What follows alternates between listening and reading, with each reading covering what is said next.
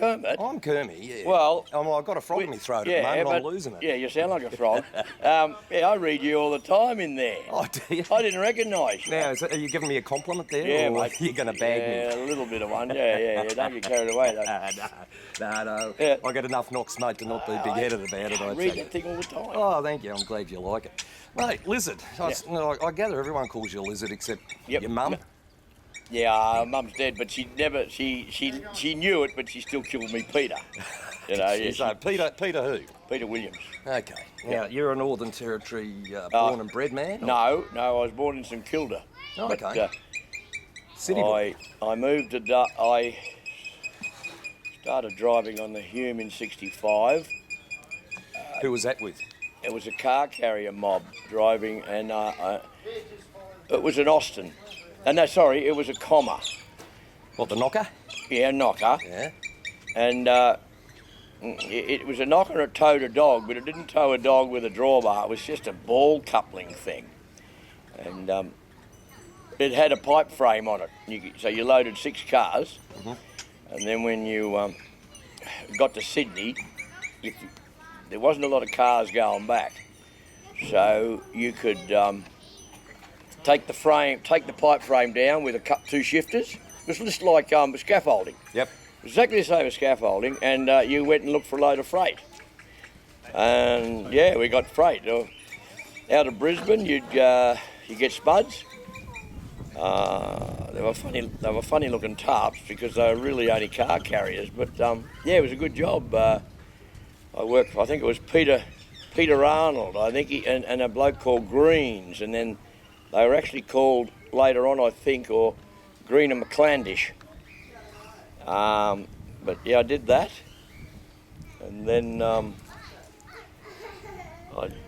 I drove for a couple of blokes in dew burners, Marsdens. That's your term for Mercedes-Benz? Yeah. Yeah.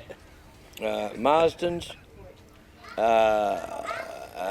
Harry Powell, they had them too. Harry Powell, Barney Kerr, and another mob. I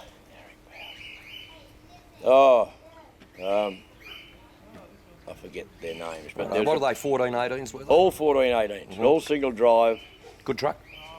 Oh, you talk to people that had Kenworths or went over to other things, they said the 1418, I know for a fact that the 1418 set up a lot of operators that went on to Atkinson's and stuff. They were indestructible. Okay. They just come in after the petrol 90. I never drove a 90 because there was only 2 left at Marsden's, and I had no wish to drive a petrol motor because I wasn't a mechanic, you know. Yep. Yeah, 2 blokes. I think one was Zeke, and another bloke was Billy Varland. But they soon went into Benzes then anyway, you know.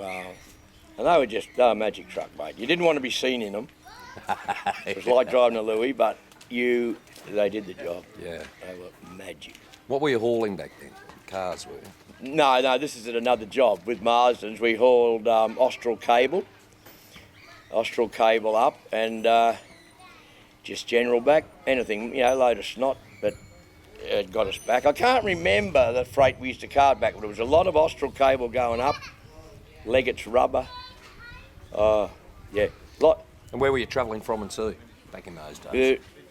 The Sydney was a haulage terminal with its own little roadhouse. Sydney back to Melbourne, back to Elf's. Yeah, back to Elf Marsden's depot, and then we'd deliver it.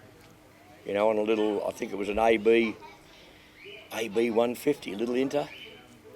They're classics now, but they were just the trucks we drove. I think they had 6-cylinder in them, yes. 6-cylinder Inter. Yeah. They were fantastic. Steering wheel sitting on your chest. Yeah, and, Armstrong steering and that, but they were fantastic. But he'd, if you've been there a while and you're loaded just round the corner with Austral cable, which, those big, the big wooden, it was cable inside, but they were actually they were tacked together by wood. Mm-hmm. The big round ones like this, and you put a chain through the middle, but they were only 4 foot, so you get 2 on the back. Okay. chain it, and then you could put other ones, and then taper down to Lidley, so you had your weight. Okay. It looked like that. Yep.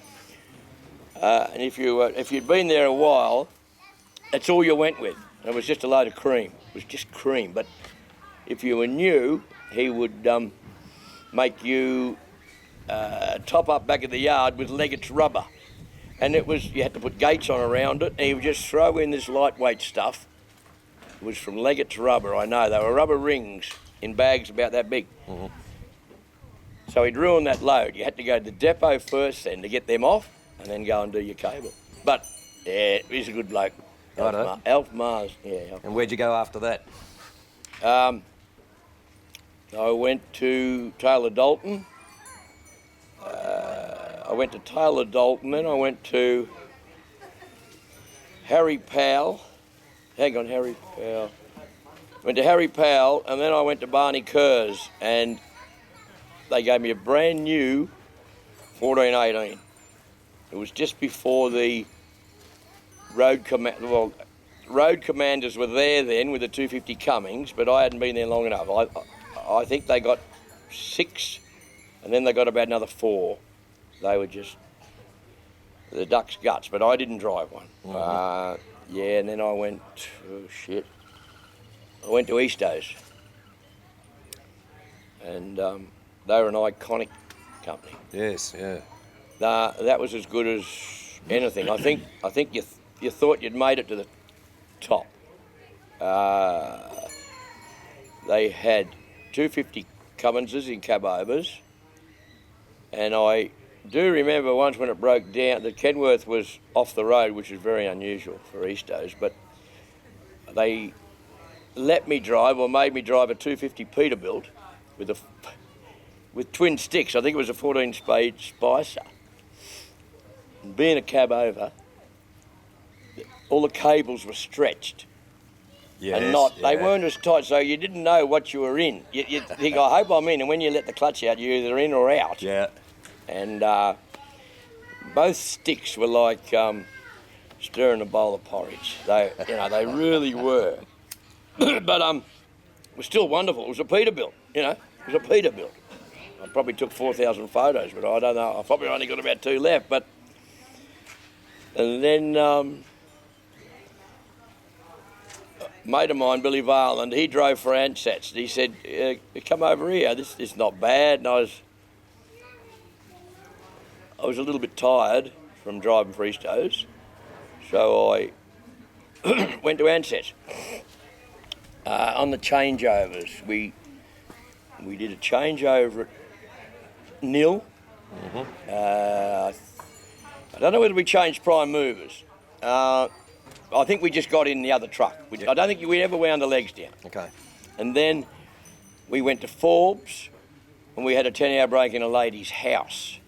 Someone, when you're in, you rang them, and she was a lovely lady, and she was out all day, so you could make yourself a feed. It was better than sleeping in the back of the truck.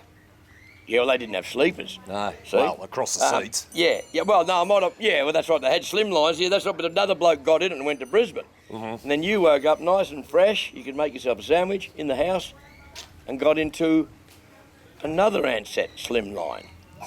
And the other one was Yass. They had the shuttle. We went to Yass and stayed at the Australia Hotel.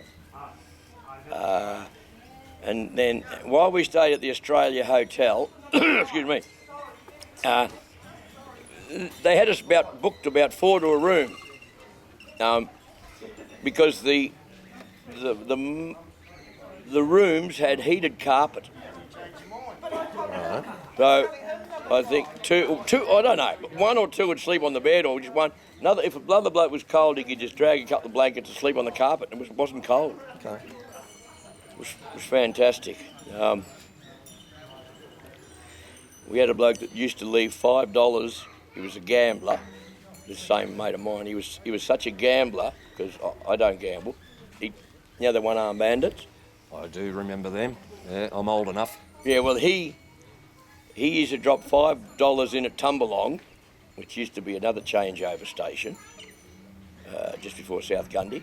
He'd drop $5 off at Tumbalong, and then when he went up and went to the Australian Hotel and gambled it all, he had $5 at Tumbalong to get bacon and eggs, which was enough to get you home. And, you know, he remembers it too. He didn't mind losing it as long no, as he didn't care. left. No, he didn't care if he lost a lot, but he knew he had $5 with Celia. Yeah, forward thinking. Yeah, that's magic. I used to go to bed. But these blokes would come in about 3 or 4 hours later and wake you up, you know. There were some wonderful old blokes back then, but I got the sack. I hit a cow around about tabletop, and I thought I've got to report this. It was on the Hume. I don't know what I'd done to it. I think it was in the scrub. I couldn't even find it, so I drove through Albury and went to the Wodonga cop shop. They said, you got to go back to Albury and repeat that. We got nothing to do with it. So I went back, because I'd already let them know. I went back, and then you're only supposed to drive at 1900 in those GMs.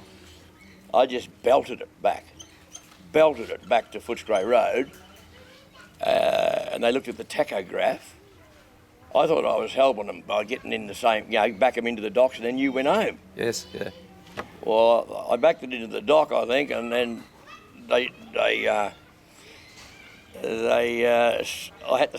didn't snatch it. They speared me because I went over the speed limit. Right. They also used, if you were seen with a beard, this is Ansett's, if you were seen with a beard, because we used to go out at night, if a member of the public or a shareholder saw you with a beard, you spent a week on the dock. Is that right? Yes. And if they provided uniforms with Kenworth stick pins and little Cummins badges, tiny ones. And they like you to wear them. Now, some blokes just lost them, it didn't matter. But if you were seen on the Brisbane, anywhere, on the Forbes run, say, when it's hot, with your shirt off and a blue singlet underneath, you got a week on the dock. Okay. That's fair dinkum. They're pretty strict. Yeah, they were. Reg liked his people a little smart. Yes. Representing the company, I Well, guess. it's right. And what about Quickers Air? They all had ties with a Quickers Air stick pin through, and it was a purple tie with Quickers Air pin, and they were encouraged to wear them. They were professionals. They had uniforms before. Well, Eastos had uniforms, but no one else before them ever had uniforms. No. It wasn't because they couldn't afford them. No one wore them. But they wanted you to have AFE and the circle on there. Mate, I haven't got a shirt, but I've still got one of the sew-on patches. Okay. You know?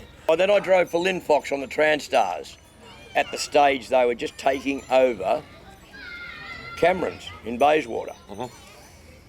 I think I was offered at Kenworth with a 318-903 in it, and I said, no, I want to stay in this Transtar. It didn't look real flash in Foxy's colours, but it had a 335 turbo in it. Would leave those Kenworths for dead. So I stayed in that. Mate, yeah, they got their money's worth out of you. Then I went to John Nash. John Nash started up with 2 brand new Louisvilles carting glass. Oh, hang on, I left out Bolch's too. I used to cart glass for Bolch's in a V6 Atkinson. You've worked for a few. I worked for everyone in the pink pages in Victoria. And, anyway, I knew what the glass was like, carting it's top heavy, but it's not, sort of, if you drive properly. And I was with Bolch, I think, and then I snatched that. And the manager of John Nash's rang me and said, what about driving a new Louisville for us? We've got a lot of glass now ourselves. So, they got a lot of glass through Pilkington too. So I went to them in a brand new Louisville with no sleeper. It didn't matter them days. You could have 2 logbooks. And I left Nashies. Just left, no worries. On my own accord for once. And I went to I saw a photo of Noel Buntine in a Post magazine, standing beside an R model Mack. It was called The Call of the Wild, and it hit something in me. Struck a chord. It struck a chord. I was sick of the Hume. So we took it, my wife and I and our little kid, took a year off. And they wouldn't give me a job. They said, you've had no experience with cows. But we've got a job coming up at Ranger Uranium Mine. They're opening a mine at Jabiru, and we've put in for a job carting lime. About what year would this be? 78. Okay. And so I kept going up to Darwin, and we stayed in we had a 12-foot caravan. We stayed in the Overlander Caravan Park, which is sort of opposite Truck City now. And, you know, there's a Wow store there now, but in those days it was a caravan park. Uh-huh. I got a job with K&T, pulling doubles to Ellis. They hauled Ridgeways mainly, and motor cars. I drove a Benz. It wasn't a 1418 though. It was a bit more powerful, and we pulled 2 trailers. And then a bloke offered me a job driving it was an R model with a cool power in it, travelling from Darwin to Brisbane. And I loved that. I couldn't believe when I got there that I was parked at Three Ways in an R model Mack driving doubles down to Brisbane. You know, everyone knows about the Three Ways at Tennant Creek. I couldn't believe I was there. Thought you were made in the shade, did you, mate? I thought... Reached the pinnacle? I've kicked the... Kicked a big goal. Yeah. Kicked a big goal. I did that for Barry for a while. And then a bloke called Glenn Forbes sent a telegram to the house we had. And my wife's brother rang me and said, there's a Glenn Forbes, I want you to ring him, about accommodation in Alice because the depot was full. So I rang him back and he said, yeah, they're stuffing us around a little bit, all in the production of everything they wanted, but it's going to kick off. So, but meanwhile, my first wife had gone. She said, this is too hot. And I said, yeah, no worries, see you later, you know. And so he said, oh, we got single mans. So I drove down there, drove back to Alice, left Barry Bales on my own terms actually, and started on the lime. I stayed in the single man's quarters. To see it, you wouldn't believe it. When I walked in there was a bloke asleep, you know, just in a pair of jocks. Yeah. Called Rags. And he just had a pair of jocks, and I thought, geez, what's this, you know? And but anyway, they said, there's your room there. It had a little strip heater on it. Tiny room. Mm-hmm. I thought, I'm driving for Buntine. That's it, that'll do me. I can die now, you know. And then we did the lime. They went down and introduced me. The bloke at the time was doing wheel bearings, a bloke by the name of Bully Ashwood, and he said, come down, I'll show you how we do it the next day. And this is the bloke you'll be off-siding. Well, I looked at the bloke, he's here now too today, and I thought, I was about 30, middle 30s, I thought, this bloke's got to be in his 50s. Well, he was younger than me, but he'd done a bit for Buntine, so he had a few creases, you know. The desert can age you. Yes. And Bully said, this is Muscle. I didn't have the name then. He said, Peter, this is Muscles. And I thought, I saw Muscles the other day. Did you? Good. I did, yeah. He is an absolute mate. Anyway, he put us in a Mack. First night, I'd pull 3 trailers. I said to Musso, you better drive first. He didn't care. This is the first time you've pulled first a train. First trip. 3 lime boxes, 3 20-foot lime boxes loaded on 40-foot trailers, sitting in the middle. There was no such things as container pins, but the scalies let us get away with a thing they call a hook bolt. You put them into the hole and turn them, and then you just put it down through your tie rail, tighten it up with a big washer. Yep. And I've still got the photo of the first time. I was proud as punch. I'm near the Devil's Marbles. I got a blue singlet on, and Muscles has taken a photo of me. It's in an F model Mack cab over. I'm not sure if the aircon worked. Anyway, don't matter. And then we got the Jabberoo, and they were trying to quicken the times up. You know, they'd been doing it for a while. I actually didn't start. When I started, they already had a few drivers. But I had the donga because I was a single man, and they had caravans. And then, we did that for a while. You were supposed to do it as soon as you got there, as soon as you unloaded, which was a forklift lifting 3 trailers off you, 3 boxes. They put 6 empty ones, or if they didn't have any empty, they'd say, "See you later." Righto. You didn't have to do anything but throw the bloody 12 hook bolts in the toolbox. So, and you needed a shifter, that's all. So we just go back, but Muscles, he'd drive a bit, I'd drive a bit. We had no changeover points, just when he was tired, he'd tap me, and when I was tired, I'd tap him. That works. It does work, and we were good mates, and we stayed good mates. I didn't know how I was going to go, though, because he smoked and drank 4X stubbies, and I don't think he'd had a lot of sleeping. Well, you were a Carlton draft man, were you? Oh, but he'd just drink them. We didn't have. We had an Engel fridge. It sat on the cover, the engine cover, and mate, I'd say, "You right?" He'd say, "Yeah, I'll have another can," and then drive. And there was no worries. We're pretty well known for that, I think, at that stage. I think everybody was. I didn't know. They're just, have a charge, and so. And a couple of times it was supposed to be a 52-hour turnaround. Well, I think we did it in 52 about once. And they said, "Come on, you blokes, you got a bit." Yeah. All we were doing was driving, stopping and having a shower on our way out near the guard keeper's hut, because he had to you've been on a uranium mine, they'd actually see you coming. You couldn't just drive in. They had to get your paperwork off you. It's a brand new joint. Yep. Anyway,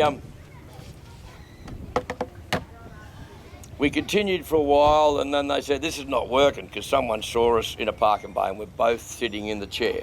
Oh, I'm sitting in the chair, and Muscles are sitting in the passenger seat. They're dead to the world. The sun's coming in on us. Of course, people can see you in a cab over. So they said, "Well, it's not really working." So they gave me a truck, number 13, called the Power and the Glory. And because Buntine had big names on the side of the vehicle, on the bonnets, most. Anyway, Power and the Glory, and it had a KT 450 in it. Well, it just was wonderful. It sang, did it? It sang, and Muscles like Mack, so I think he got an R model. He loved Macks. I do now, but I didn't at the time. I'd never driven a Mack.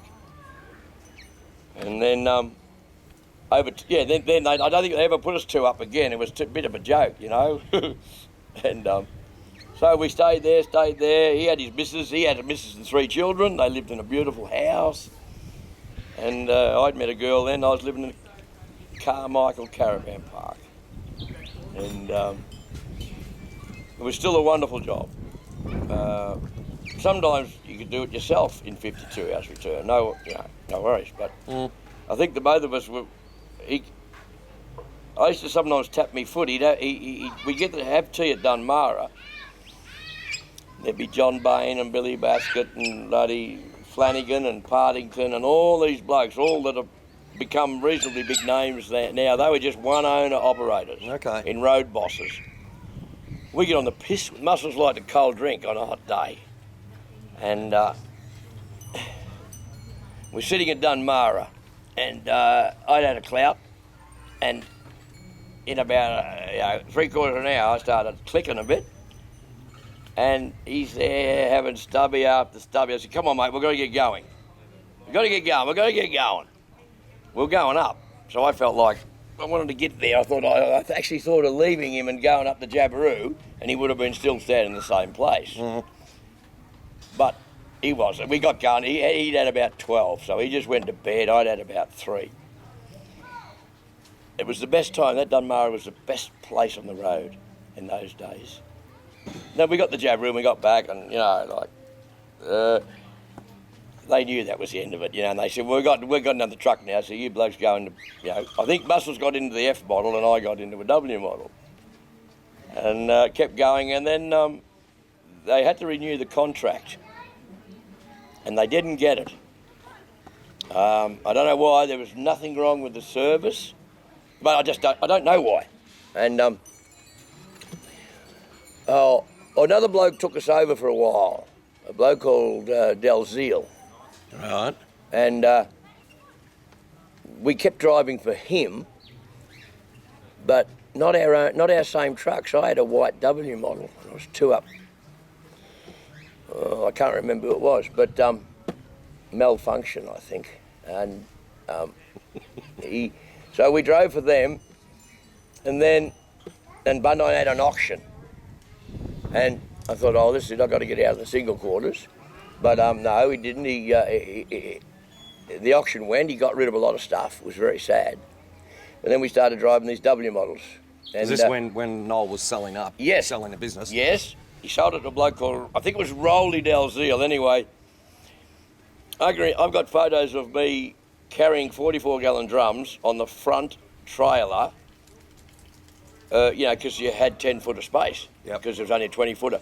I got photos of 44-gallon drums roped onto the front or roped near the container because no one would give you credit.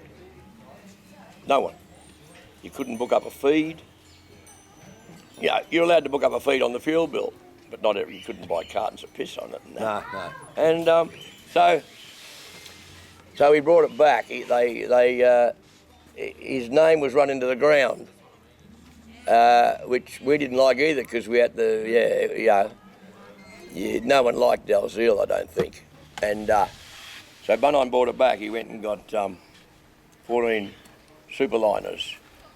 So you're back with Noel. So for you. Yeah. So I can't remember the rigmarole, but we ended up back in Katherine, and I don't know who got the lime. But it didn't keep going with Dalziel anyway. That wasn't a very good episode, So I went, and they said, well, there's nothing here, boys. Peter Gunner said, go up and see Hobbsy. He was the cattle manager for Buntine up there. Mm-hmm. And I was the only one that went. I don't know, the other blokes were the other blokes were set up in Alice. They were family men, And so Muscles got a job with Timor Transport, a well-known company in those days. They went out bush with oil rigs and that. Yep.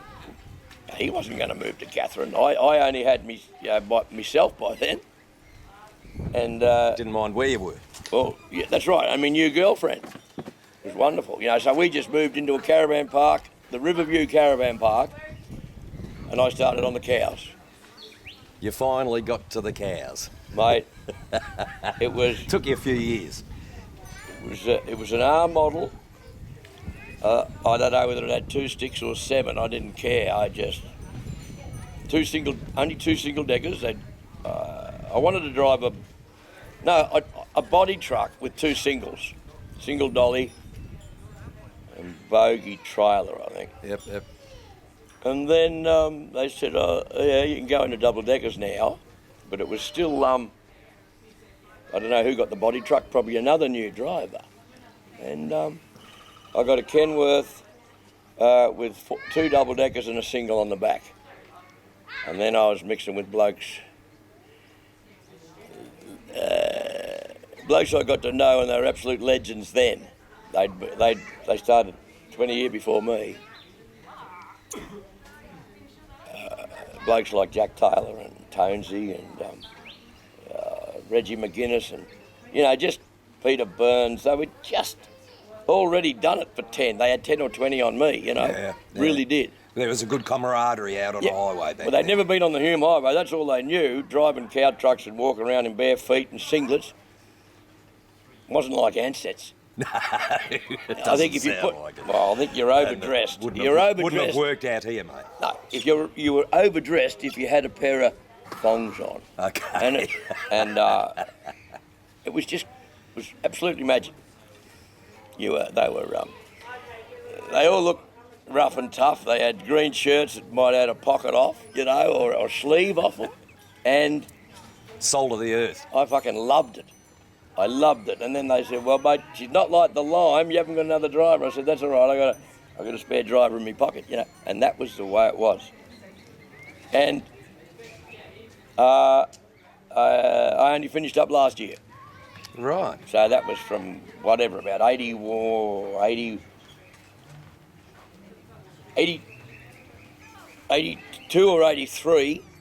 And then I've just driven with all the previous, Buntine sold out to one of his drivers, Dickie David, who went on to become the biggest road train driver, the biggest road train operator in the, well, I don't know about Australia, but in the territory. Yep. From being a tyre boy to a road boss, and then the owner. He did well. He's a wonderful bloke. Well, he would have remembered his roots and where he came from and how he came up through the ranks, and you would hope that would give him some insight into a camaraderie with his drivers and an understanding of his drivers. Well, he knew us all. He all knew us. Everyone knew us because we drove for Buntine. Yes. Yeah. There was only a few companies. There wasn't the big. There was NTFS. There was There was Co-ord. Yep. Big operator. But we were the only ones on cows. There was no competition. And then when Dickie bought it, he done a lot of repairs, got it looking good, bought 12 W models. No, it's 14. There's a photo somewhere, I've seen it, probably in big rigs, of 14 Kenworths in a line, and you can just see the 14th, but just 14 prime movers, all in Dickie David's colours. Okay. Buntine's colours. Yes, yeah. But just as he started up again, I forgot to tell you, as he bought the 14 Superliners, he changed the name to, not Buntine Roadways, to RTA. Road Trains of Australia. Yes, and I've heard the story, and I don't know, I'll have to ask Paddy, but we heard they called it RTA because it was the Road Traffic Authority, which is RTA, was giving him shit in Wyndham. And I'm pretty sure that was the way of getting back at them, and a wonderful name anyway. Absolutely. I mean, if you could put Road Trains on the front of your business name, it's nearly as good as Buntine. Yes. So he had Road Trains of Australia. And Dickie David, he just bought a heap of transport companies. I think he bought Bainey and Basket, Cloppers. Everything he touched turned to gold. Because Bainey was bringing the beer into Darwin. You can't go wrong, and you can't go wrong. And then he, in '93, Jim Cooper bought it. I mean, I don't know whether Dickie sold it. I don't know why, but he had so many companies anyway. And I know that Jim Cooper. I'd never met Jim Cooper. So, and of course, Jim Cooper, he had tippers, always Gulf Transport. They were red and they were yellow, and they looked good. Everything was always clean. They had yellow rims. Everything was always washed. Because we didn't get to see a tap very often. I was going to say, not an easy feat out here. No, but that's right. But we never got to see a tap much because they had a big base in Darwin, and they drove to places like Tennant. I suppose they could wash them a bit, but anyway, I think he wanted to buy it. Everyone wanted to own Buntines because of the loyalty of both them bosses to us. They both looked after you. And legends of the Outback. They were. And as a consequence, so whether they created it or the type of person that the business attracted, a lot of legendary drivers. Oh, of course there is. And, of which you're one. Well, yeah, now. But I didn't. I just wanted to have a good time. You know? Oh, didn't you all? Mate, there's some of them blokes at the start of the season with Buntine, Big John for one, he's passed on now, but when he used to come up every year in a panel van from Sydney or Brisbane, I think Sydney, he would take the passenger seat out, unbolt it in the W model, put it up in the loft and put the biggest angle fridge you could get in there. And if he picked up a Sheila, well, she had to sit on the angle or get in the bed or get in the cave. You know? Either way, he was a winner. Either day he was a winner because she either drank piss and sat in the bunk, or she drank piss and probably have to lift her ass every 10 minutes so Big John could have a drink. So you just retired last year, did you? Yes, I retired in May when our house was sold. And... how old are you now, Lizard, if you don't mind me asking? I'll be 69 on New Year's Day. Righto. Oh, same age as So me. you've... we look good too. We do. Yeah, and so I can remember Big John one day, we both pulled up at Walk Up, which was the pub before you got to Dummara. And we're both in there and we both went out and had the biggest clout. And I said, righto, we'll lay in the bunk till they start firing. We both woke up in the morning. We'd had a bigger sleep and wasted the gear. We just both went to bed. I thought, no, he'll wake me in an hour, I'll wake him. About 6 o'clock in the morning. Out for the count. Yeah, I probably went to bed at midnight. And we should have been up the road. You know? But they were the days that no one chipped you. No one chipped you. There was no tachographs because, they didn't need them. Look, they had to take account of the climatic conditions, apart from anything else, the state of the road. And I'm sure you've had plenty of times where you got stuck in the mud for a period of time. Of course. We've been stuck at stations for 5 days. We've been stuck at Wave Hill for 5 days. And the manager at the time, Gavin Hode, we just get 3 meals a day and all the piss we could drink.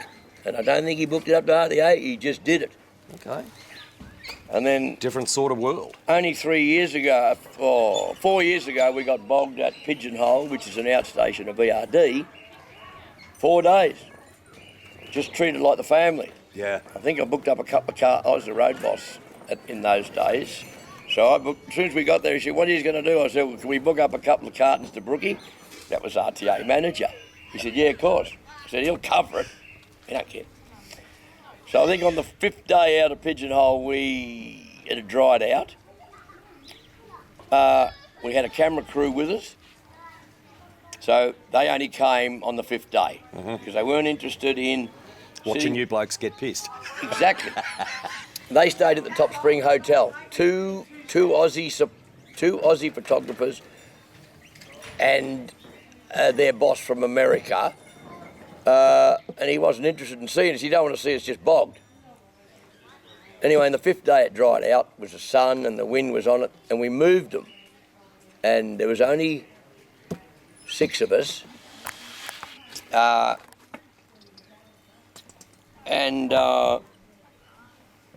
So they said, well, we'll come on the morning that you're loading. Anyway, that matter about them. But so we got out. I was first. Road bosses are supposed to travel last, but because I was first at the joint, I was first to go through and first to get loaded, and they just said go, don't worry about helping the second bloke, just go. Well, that started at about 10 in the morning. 4 trucks. I got back to I come back through, they said, give it to her, and I couldn't get traction. I got traction, but about 1 kilometre up, there was real rocky stuff, and you could get through that. They're just up on top of a rise, I couldn't get traction, so a grader towed me. A grader towed me with a stiff bar on the grader. And then when I thought I was right to go, I had a brand new bloke with me. He'd never seen a stiff bar, he'd never seen a wire rope. I'd already been stiff barred through the river, empty. I'd already been stiff barred through by another bloke, one coloured fellow we had there. And so he couldn't believe, he seen a stiff bar. He said, what's that, I said, well, it's just, we all have one and we all got wire ropes and we all got this and that, Yeah. He was wrapped. Anyway, when the grader got me out, he kept saying, how's it going now, Lizard? I said, no, you're still pulling me. And he went a little bit further and then he sort of slowed down and I knew then that I was going. You could see yourself catching the tow rope, the stiff bar. So I said to Kurt, quick, mate, get that stiff bar. So he run out to get the stiff bar and he started walking back to the third trailer. And I think that's where we had it. You should have had it on the lead, but we didn't. Yeah. We had it on a spare wheel carrier, the third. And as he is, the grader, and then I got caught again, the grader's driver saying, fucking give it to her. Give it to her. So I'm giving it to her. And the new bloke is standing there with the stiff bar. He didn't try and sort of hurry, thought, Lizard will pull up in a minute. Well, they didn't get out until the next morning. And I had his clothes, his wallet, and I can remember seeing him in the mirror to this very day. He just chucked the stiff bar on the ground and thought, well, where the fuck are you going? Well, I just kept going. I got out to the road about, I got back on the road at Camfield at about 9 o'clock that night and got to Top Springs. I said, can I have a feed? They said, we'll have a sandwich here for you. I got to there about midnight. Those other blokes, plus Kurt, with no clothes or nothing, didn't get out till the next afternoon. And the last bloke, he got back, which he had Kurt with him then because he said, well, you stay and help me. He got back to Darwin about 18 hours after me. Okay. And I had his gear in his wallet. I thought he was going to thump me. So you've had a life of no regrets? Not one. No, you've loved it, obviously. Mate, not one. Always been in your blood? Yeah, I think it has. Always yes. will be. Yes. Now, I can't let you go No. without asking you how you got the name Lizard. You're allowed to say stuff? Yeah. What about how you get the dry mouth?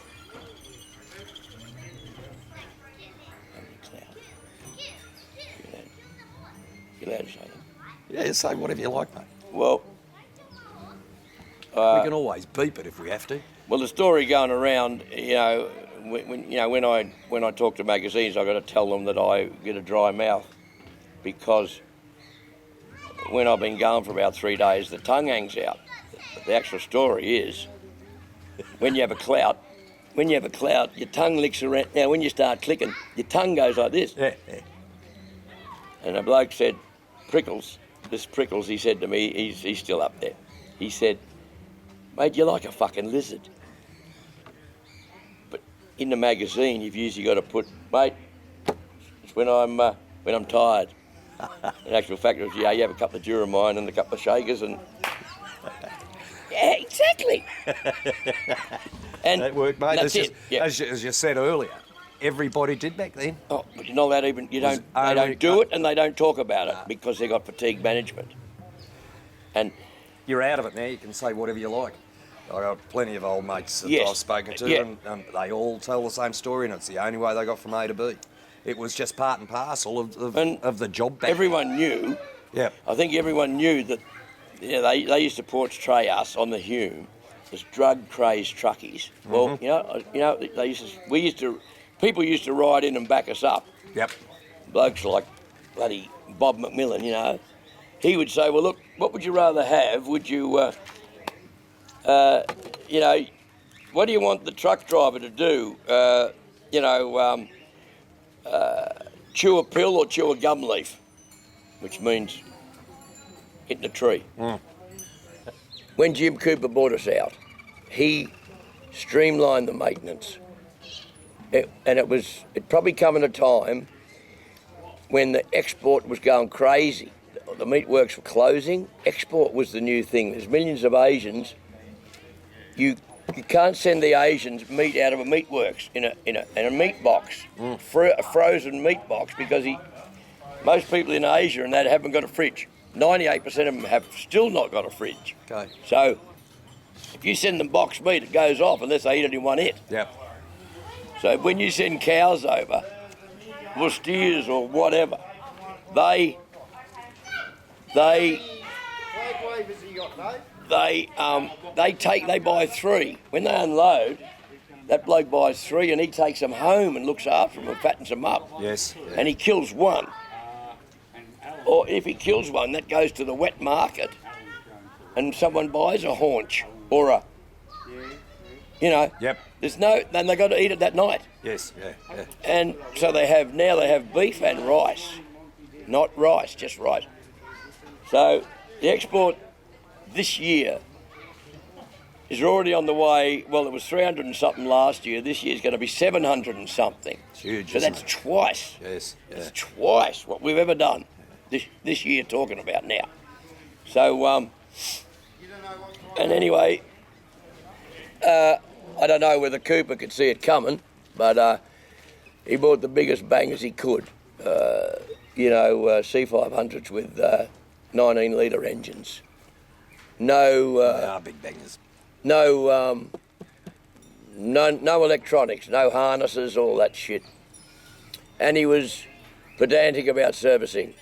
He was just, mate, if your cassette played up, he'd say, we'll go and get another one, see the storm and quote your truck number.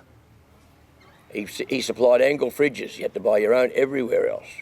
Okay. Not a big angle, but a good angle. Yep. It went between the seats. He didn't want you moving the seat over and rubbing on the bloody passenger door, which some blokes used to do. Mm-hmm. So he had angles. But the only thing is he put in a thing that beeped when you went over 100.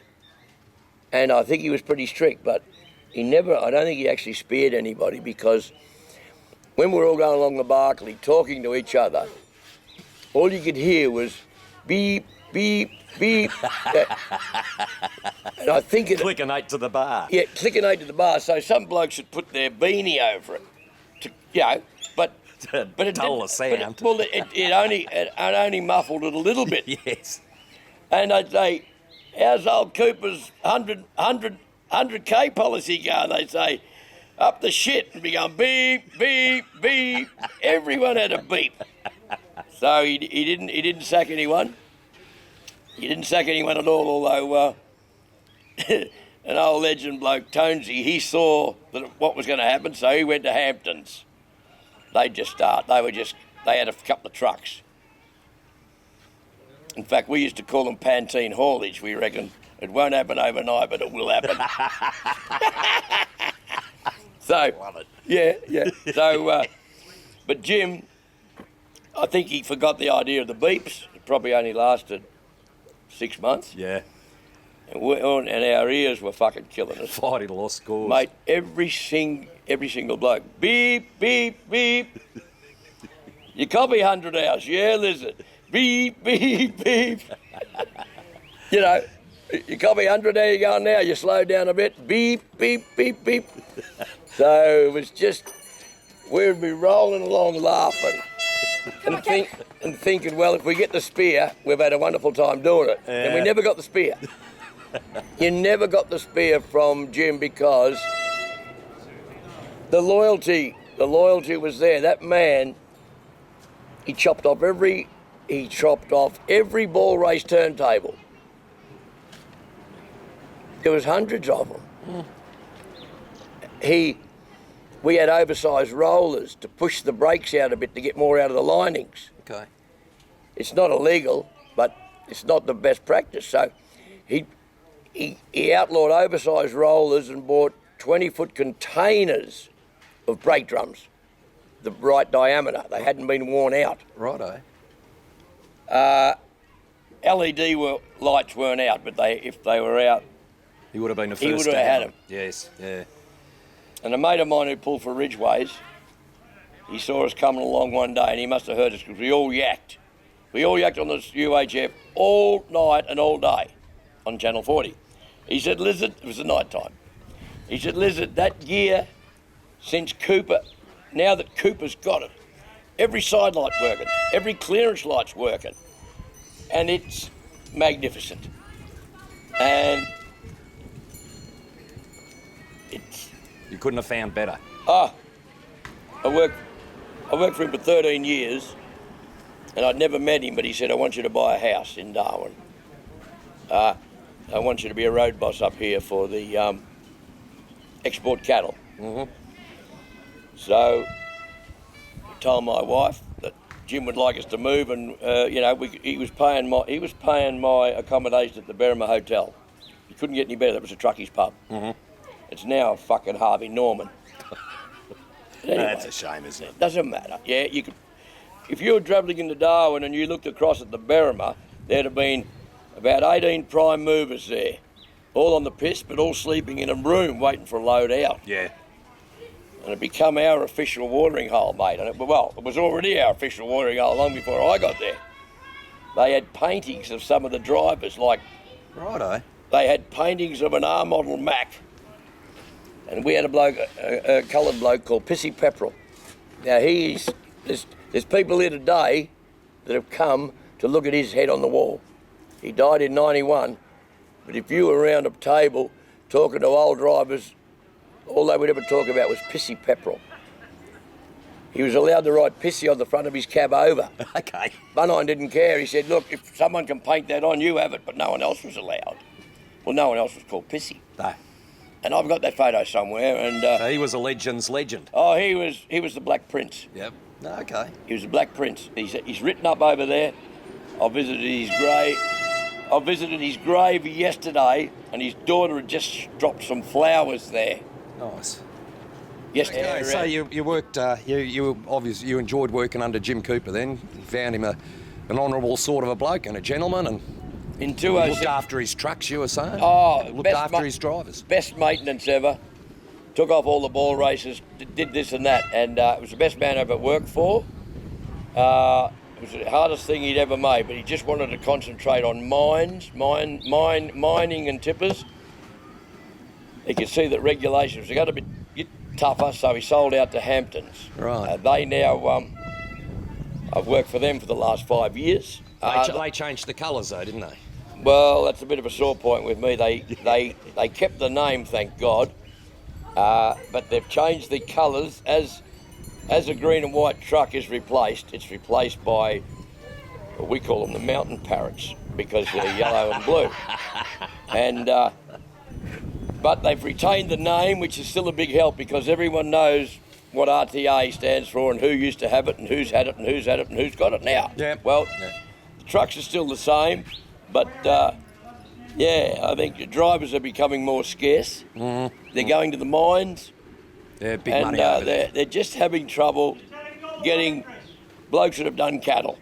And I wish them well. I just hope that blokes will see that mining's real good. You get $3,000 a week, but you're away from your wife. You're on a fly-in, fly-out. And, they're still a good company. They're still called RDA, and RDA will be around for a long, long time. Lizard, a life well led. Thank you, mate. Thank you, mate. Good to talk to you. No worries. You want a coffee?